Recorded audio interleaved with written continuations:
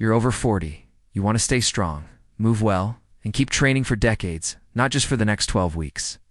That means choosing exercises with a great return and a low beat-up factor. I've coached thousands of men and women in this age range, busy parents, executives, and former athletes, and the same handful of movements keep causing problems even for people who do everything right. Today I'll walk you through the 5 lifts I skip for most lifters over 40 and exactly what to do instead, so you can keep making progress without paying for it with your joints. Quick context before we start. There are no universally evil exercises. Movement lives on a spectrum. Who's doing it, how it's performed, how much load and volume, and what the goal is. A powerlifter peaking for a meet has every reason to squat and pull heavy from the floor. Risk is part of the sport. But if you're 45, sit a lot, have tight hips, achy shoulders, or a temperamental lower back, the risk to reward of certain lifts shifts. Recovery also changes with age. At 20, you bounce. At 40 plus, you budget recovery like money. Choosing joint-friendly patterns that you can recover from week after week is the fast lane to consistency. Inconsistency is what builds the body you want. One more mindset note. The goal isn't to avoid discomfort forever. It's to train for longevity. Pick movements that build strength, mobility, and cardio fitness without grinding your joints into dust. There will always be outliers who thrive on the spicy stuff that's fine. For the majority of busy, slightly deconditioned lifters, the swaps I'm about to share deliver the same muscle and strength with fewer setbacks. The first move I'd sideline for most lifters over 40 is the heavy back squat. You've seen it? Bar loaded to the moon, someone wedged underneath like a support beam. The catch is that once you're past 40, heavy axial loading can hammer the spine and knees, especially if your ankle, hip, or thoracic mobility isn't great. That's when you tip forward, the bar drifts, and stress shifts to the places that complain the loudest: knees and low back. Back squats also aren't as simple as they look. You need to breathe and brace correctly. Hit depth without butt wink. Keep a verticalish bar path. Choose high bar versus low bar, and manage stance and foot pressure. It's an advanced skill masquerading as a basic lift. Smarter swaps. Bulgarian split squats and the leg press. Split squats are brutal in the best way. They build each leg evenly, train balance and core, and keep the load by your sides instead of on your spine. Lean slightly forward to bias glutes. Stay a bit more upright to load quads. Elevate the back foot to comfort, not ego. If you need to load heavier with guardrails, the leg press is your friend.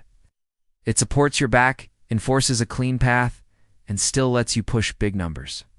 Foot placement matters. Higher on the sled targets, glutes and hamstrings. Lower lights up quads. Pick the position that feels strong and doesn't irritate your knees. The second lift I'd rethink is the conventional deadlift from the floor. I love pulling heavy as much as anyone. It makes you feel like a superhero. But recovery cost climbs with age, and the setup puts the bar in front of your center of mass. Tight hamstrings or hips, you'll round somewhere, usually the lumbar spine, and that's how I tweaked my back stories are born. There's also the ego tax. Plates go on quickly, form erodes quietly. Better choices: the trap bar deadlift and the hip thrust. The trap bar lines the load up with you instead of out in front, easing shear on the low back while letting you train the same hinge pattern hard. Most people instantly look cleaner and feel stronger. For pure posterior chain, the hip thrust isolates the glutes, gives the hamstring secondary work, and spares the spine when set up well. Rotate these across the year and you'll build serious backside strength with much lower risk. Third on the list will ruffle feathers. Long distance running, especially marathon-style training, as your default fat loss plan. I had a 52-year-old client who ran 10 miles, 5 days a week to tick the marathon box. He was lean, but he looked worn down. Knees barked. Labs showed tanked testosterone. A DEXA scan confirmed muscle loss and a nudge down in bone density. He could barely pick up his toddler grandson without his back yelling.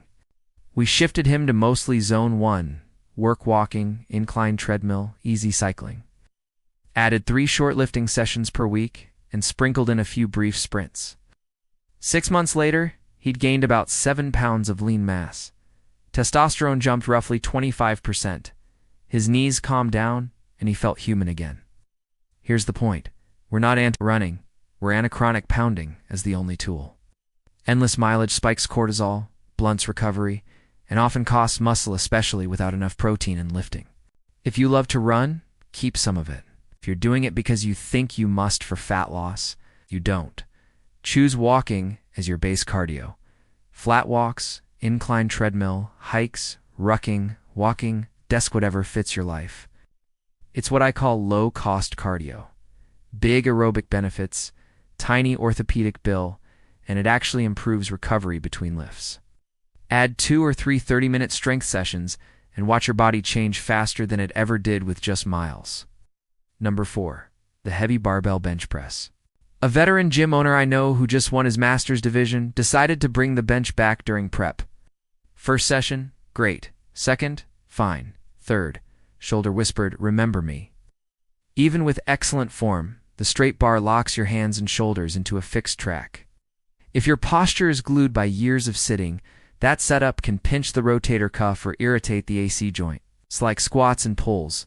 The bench is more technical than people admit, and the heavier it goes, the smaller your wiggle room. Safer swaps: machine chest press and dumbbell press. Machines add stability so you can drive hard without chasing a wobbling bar.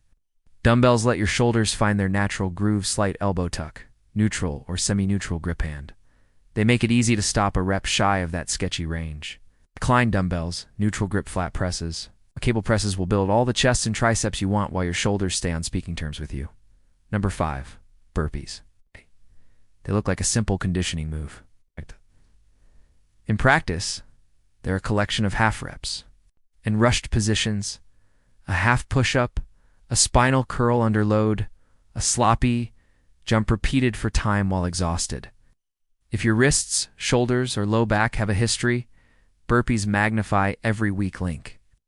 Most elite strength coaches don't program them for their athletes. That should tell you something. What to do instead? Sled pushes or a simple strength conditioning circuit. Sled work lights up your whole body, is almost foolproof technically, and is incredibly joint-friendly. If you don't have a sled, break the burpee into quality parts and sequence them.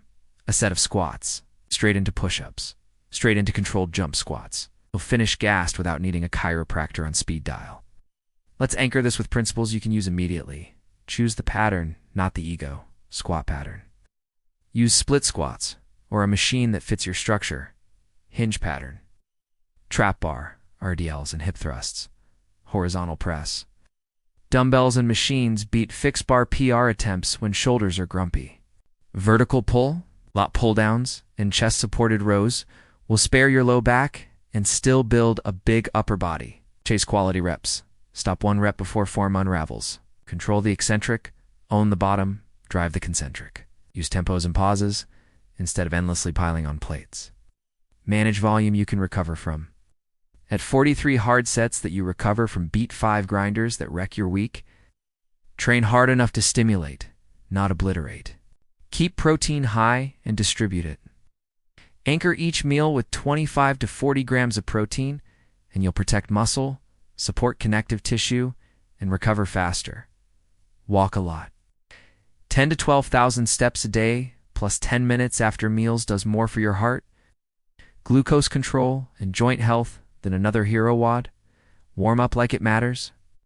2 minutes of breathing and bracing, 2 minutes of hip and T-spine mobility, 2 ramping sets for the first lift. You'll feel better on set 1 and even better on set 10. Leave the high school hero at the door. You don't need to prove anything to a barbell. You need to show up next week without something barking. A quick recap of the swaps. Heavy back squats gives Bulgarian split squats and leg press. Conventional deadlifts gives trap bar deadlifts and hip thrusts. Long distance grind gives walking zone 1 base, a sprinkling of sprints, and 2 to 3 lifts week. Heavy barbell bench gives dumbbells and machine presses. Burpees gives sled pushes, or a squat gives push-up, gives jump squat circuit. None of this says you can never back squat, pull from the floor, or bench again.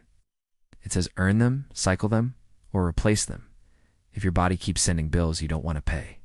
After 40, the smartest program is the one you can repeat month after month while feeling better, moving better, and getting stronger. Train for the long game. is movements that love your joints as much as they challenge your muscles. Stack small wins, keep your ego in check, and you'll be lifting well into the next decade without limping down the stairs tomorrow.